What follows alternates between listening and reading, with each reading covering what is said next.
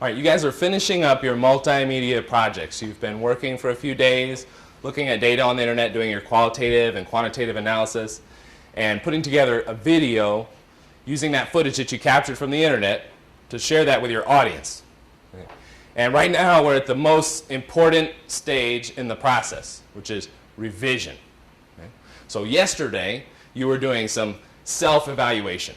Raise your hand if the self-evaluation helped you change some things about your project you think could make it better. Okay, good. The self-evaluation is a really important process, taking a close look at what you've done and just make sure that it makes sense to you. Okay. Today we're going to do something called a peer review. Okay. You're going to look at some of the work that students in other classes have done. They're going to look at your work, and you're going to provide comments and feedback to them. How would it be useful to do a peer review in addition to just doing this self-evaluation? Zach? To get a second point of view on what you've already thought. And, if you look at something and somebody else looks at something, they may see something that you didn't.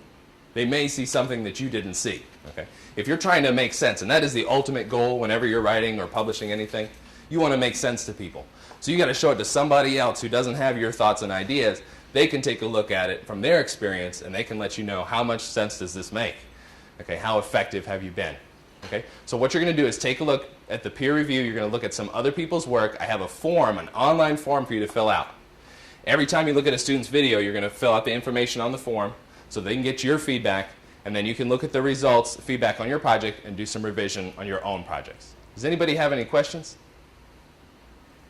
All right, let's go ahead and get started. Really happens with peer review is we get other people to watch our video so that way we can say that we did a good job. We have other people to give their opinion on what happens, and then we can use their opinions to basically revise our video to make it better, more watchable, and to make it more interesting. We're working on data and data analysis, and that topic for some reason people find dry at times. And so when you look at Gapminder World, it really makes the data come alive. They're talking about data that is relevant to people, real world things that are happening that are important. So when you first come to the website, it's talking about the health and wealth of nations, how much money people make and how that affects how long they live. It's just such a powerful, grabbing statement. And when you see it come alive, when you animate it and see over time the last 200 years, it's just such a fascinating display of data. It makes the raw data come alive in ways that you can't do on paper with a stem and leaf plot. When they showed that same graph on CNN for that reason, because it's just so engaging. And it gives a great example for kids to explore and play with. When you can change the parameters on the data, that's when it really gets exciting, because the kids can look at things that are important to them and interesting to them, and then they can explore. Do these two factors have a relationship? What is that relationship? Are there any outliers? There's just so much you can do by researching and digging into that data. What it is, Gapminder, is basically there is a series of information that you can choose from, and it shows all the countries in a graph, such as the one we had there. And you would pick some information, and it would show how the graphs line up according to the information you have picked for the Y and X axis, and it makes the graph. We want to see the correlation between how much we pay total spending on health per year and the life expectancy, the average life expectancy of each country. The kids chose their data on their exploration looking for something that was meaningful to them. And it was a bit of a process. They had to try different parameters and see, does this really have a relationship, and is it something I'm going to be able to explain? So their challenge was to make the most interesting graph possible using this tool. And of course, they weren't allowed to use the health and wealth of nations, which was the example. So there was a lot of exploration there, and I think it was wonderful. Students were having discussions in their small groups about what does this data mean? Does it mean anything? Does this tell us anything?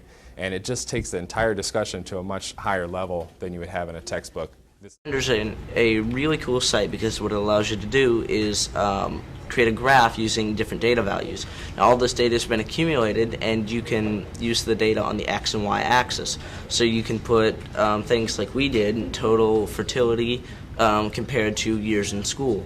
And it creates very nice graph, and you can also show on the world how different areas have progressed and the population is increased all the way back from the 1600s. The data is really cool, and then you can actually animate the graph by just pressing the play button. It'll show over time how the slope comes up, and you can see in a visual how it works, and that's in our video. I chose a performance task because quantitative and qualitative analysis is going to be so important to them. It really drives everything we do. We kind of live in a data-driven world, especially with so much data coming out on the internet all the time.